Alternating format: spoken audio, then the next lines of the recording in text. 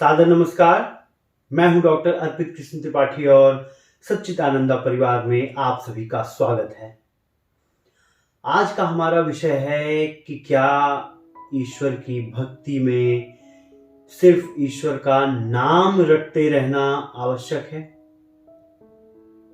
आइए समझते हैं। बहुत जगह आपने ये पढ़ा होगा या कई संतों के मुख से आपने ये सुना भी होगा कि ईश्वर के नाम का जप करते रहो। राम, कृष्ण, राधा, ओम, अल्लाह, मौला या अन्य किसी ईश्वर के नामों का सिर्फ जप करो। या कोई मंत्र बता दिया जाएगा कि इस मंत्र का जप करो, इससे आपको ईश्वर मिलेंगे या इससे आपका कष्ट दूर हो जाएगा। लेकिन ऐसा बिल्कुल भी नहीं है। क्यों? क्योंकि जब हम किसी भी सगुण ईश्वर के नाम का जाप करते हैं तो हमारा उद्देश्य ये होना चाहिए कि हम उनके गुणों को अपने भीतर उतारने की कोशिश करें। हमें उनके जीवन चरित्र को अपने जीवन में उतारने का प्रयास करना चाहिए। उनके मार्गदर्शन में चलने के लिए प्रेरित होना चाहिए। इसलिए नाम का जप करने से पहले आवश्यक ये है कि हम उन ईश्वर के बारे में अच्छे से जानें कि प्रभु श्री राम कौन थे, प्रभु श्री कृष्ण कौन थे। उनके जीवन चरित्र से हम क्या क्या अच्छी चीजें सीख सकते हैं, क्या क्या चीजें ऐसी हैं जिनका हमें आज के दौर में अनुकरण करना चाहिए। हर नाम का अपना अलग और विशेष महत्व है। हम जब भी निर्गुण ब्रह्म की उपासना करते हैं, हमारा उद्देश्य ये होना चाहिए कि हम समस्त जीव और परमात्मा को एकत्व की भावना से देखें। परमात्मा और स्वयं में भेद ना रह जाए। खुद की चेतना को इस स्तर पर पहुंचाना हमारा लक्ष्य होना चाहिए। अद्वैत की भावना से मोक्ष की कामना ही हमारा परम लक्ष्य होना चाहिए। लेकिन ये तभी संभव है जब आपको तत्व ज्ञान होगा, प्रकृति और पुरुष का ज्ञान होगा, आपको आत्मा का ज्ञान होगा और इस माया का आत्मा पर क्या प्रभाव होता है इसका ज्ञान होगा। आत्मा को इस माया से छुटकारा कैसे दिलाया जाए इसका ज्ञान होगा। जब आप इन सभी का महत्व समझेंगे तभी तो ईश्वर के सगुण या निर्गुण किसी रूप का ध्यान रखकर आप इन चीजों को अपने जीवन में उतार सकने के लिए विचार करेंगे। बस नाम मात्र का जप करने का कोई लाभ नहीं। जब बिना अर्थ को समझे बस नाम ही जपना है तो फिर राम और कृष्ण ही क्यों, चिंटू और मिंटू नाम का जप क्यों नहीं करते? बताइए। अगर बिना अर्थ समझे सिर्फ नाम ही जपना है तो फिर कोई भी नाम ले लीजिए। क्योंकि खूबी किसी अक्षरों से बने किसी नाम में नहीं है, बल्कि इन नामों को जिन्होंने धारण किया था उनके चरित्र में है, उनके विचारों, उनके मार्गदर्शन में है। जीवन को किस तरह से जिया जाए उसकी जो परिभाषा उन्होंने दी है उसमें है। उन्होंने आने वाली पीढ़ियों के लिए जो जीने के पैमाने बनाए हैं उसमें है। उन्होंने अपने जीवन से जो मर्यादाएं तय की हैं उसमें है। धर्म का जो अर्थ उन्होंने बताया है उसमें है। किसी ईश्वर ने जिन रूपों में जन्म लिया उसके कहानी किस्सों से ज्यादा जीवन को लेकर उनके जो विचार थे उसको समझने में समय लगाइए। अपनी चेतना को उनकी चेतना तक कैसे पहुंचाया जाए इस पर विचार कीजिए। जीवन के हर मुश्किल पलों में उनके निर्णयों से कुछ सीख कर अपने जीवन के निर्णायक पलों को उसके हिसाब से कुछ दिशा दिखा सकें, इसका प्रयास कीजिए। सिर्फ नाम तक ही अटक कर मत रह जाइए, इतनी सी प्रार्थना है आप सभी से।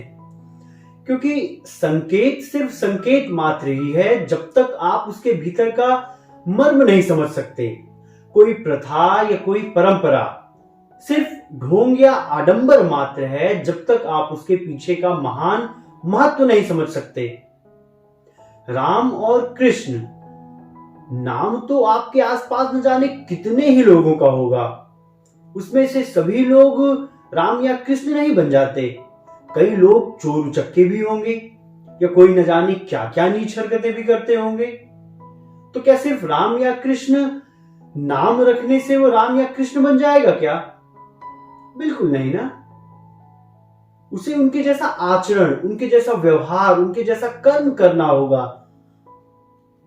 उस राम को पुकारते समय जिसके मन में उसकी छवि बनती होगी, क्या उसे वही परमात्मा राम या कृष्ण के आचरण ध्यान आएंगे कभी? कभी भी नहीं।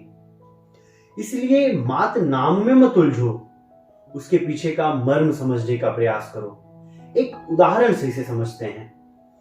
जैसे एक छोटा बच्चा है, आप उससे बोलकर किसी को गाली देने को कहें तो वो तुरंत वही शब्द दोहराकर उसे गाली दे देगा।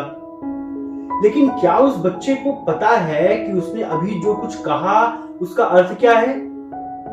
बिल्कुल भी नहीं, क्योंकि उसने तो बस इसलिए कह दिया क्योंकि आपने उसे वो शब्द कहने के लिए कहा था। और हम इतना जानते हैं कि वो बच्चा निर्दोष है, क्योंकि इसने जो कुछ कहा है उसे उसका अर्थ मालूम ही नहीं है। इसलिए हम उस पर क्रोधित भी नहीं होते, क्योंकि वो अबोध है। अभी वो अबोध है इस मामले में कि उन अक्षरों का अर्थ क्या था। फिर हम क्यों अपने बच्चों को बचपन से ही बिना अर्थ समझाए बस राम और कृष्ण नाम का रट्टा लगवाने के लिए परेशान रहते हैं? जैसे बिना समझे उस बच्चे ने गाली दी, ठीक उसी प्रकार वो बिना समझे राम और कृष्ण का नाम भी ले रहा है। दोनों ही शब्द उसके लिए कोई मायने नहीं रखते, क्योंकि वो दोनों परिस्थितियों में अबोध ही है। वो दोनों परिस्थितियों में बच्चा है, अज्ञान है। हम अपनी बढ़ती उम्र के साथ गाली का अर्थ तो बखूबी समझ जाते हैं।